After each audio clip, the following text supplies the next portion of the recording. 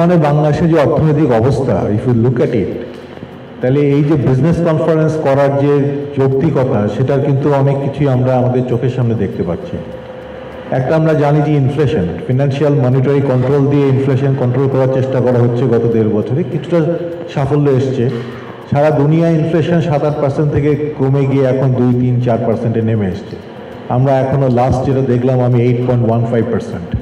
Business কমিউনিটির বাইরে যারা আছি আমরা যখন কথা বলতে যাই বা আমরা যখন কিছু বোঝার চেষ্টা করি, তখন অনেক কিছুই খুব একটা বোধগম্য হয় না।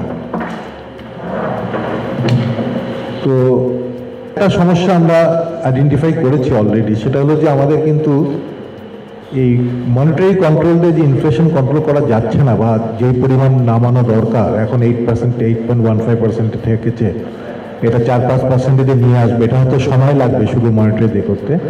সাপ্লাই চেন একটা বিরাট সমস্যা বাংলাদেশের জন্য। এই supply chain control, supply chain, local supply chain না থাকা, import dependency, disruption of the supply যেগুলো হচ্ছে আমাদের, সেটা কিন্তু আমাদের একটা বিরাট সেকশনই আছে আজকের এই কনফারেন্সে। আমাদের সামনে যে কনফারেন্স হবে সেখানে সাপ্লাই চেন ম্যানেজমেন্ট নিয়ে একটা কথা বলা হবে। একইভাবে অন্যান্য যে ইস্যুগুলো আছে, human resource, we know we have serious problem with human resource in every sector.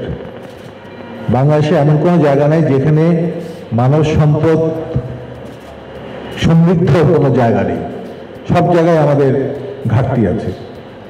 তো ইউনিভার্সিটি হিসাবে আমাদের দায়িত্ব হলো এই যে ডেফিসিট যে জায়গাগুলো আছে, ডেফিসিট যে জায়গাগুলো আছে, সেইখানে আমরা কীভাবে ফোকাস করতে পারি, সেইভাবে কীভাবে আমরা সাহায্য করতে পারি, এবং এই কনফারেন্সের মাধ্যমে আমাদের ভবিষ্যতের যে পথচিন্তা, কি কোথায় কোন দিকে আমরা যেতে পারি দেশ হিসাবে, এবং আমাদের মানব সম্পদ কীভাবে আমরা উন্নয়ন করতে পারি, এই জিনিসগুলো কিন্তু নানা রকম আলোচনার মাধ্যমে দেশীয় এবং আন্তর্জাতিক বিশেষজ্ঞ practitioners, it's just not the academics. অ্যাকাডেমিশিয়ানরা একটু যা হয় আর কি, থিওরিটিক্যাল হয়, কার্যকলাপের সামনে গিয়ে অতটা অ্যাপ্লাই করে না। কিন্তু this business area is one area যেখানে কিন্তু সবচেয়ে বেশি ইন্টারাকশন ইন্ডাস্ট্রি একাডেমির হয়। তো সেই কারণে আমাদের একটা বড় ইন্ডাস্ট্রি প্রেজেন্স আছে। এই কনফারেন্সটা যদিও it is an academic conference, but it is heavily involved with the industry. বাংলাদেশের spending on R&D is one of the lowest in the world. আমাদের R&D per capita is quite shocking. মানে আমরা বলি যে কেন রিসার্চ হয় না, but রিসার্চে আমরা বিনিয়োগ করি না। Research is an investment, it's not a cost. এটা অনেকগুলো কারণ আছে। আমরা আপনাদের মাধ্যমে এটা আশা করি যে আমাদের নতুন এনবিআরকে এটা যদি আপনারা উৎসাহিত করতে পারেন, যে নতুন উইদিন কোটস আনকোটস, যে সেখানে ওনাদেরকে বোঝানোর চেষ্টা হবে যে বিদেশে বা আমেরিকাতে যখন মানুষ রিসার্চের জন্য ওনারা অনুদান দেন, ইটস এ ট্যাক্স বেনিফিট। হ্যাঁ, মাইক্রোসফট যখন $500 মিলিয়ন দেয় একটা ইউনিভার্সিটিকে, সেটা কিন্তু একটা ট্যাক্স সলিউশন। সো আমরা যদি মনে করি যে মানুষ উদার হয়ে টাকাটা দিচ্ছে, সেটা কিন্তু ঠিক নয়। প্রায় 11টা দেশ থেকে পার্টিসিপেন্ট পাচ্ছি আমরা। আমাদের টোটাল পার্টিসিপেন্টস হচ্ছে প্রায় 160+। আমরা পেপার পাচ্ছি প্রায় 130টার উপরে, যেটা আমরা এখানে প্রেজেন্ট করার চেষ্টা করব।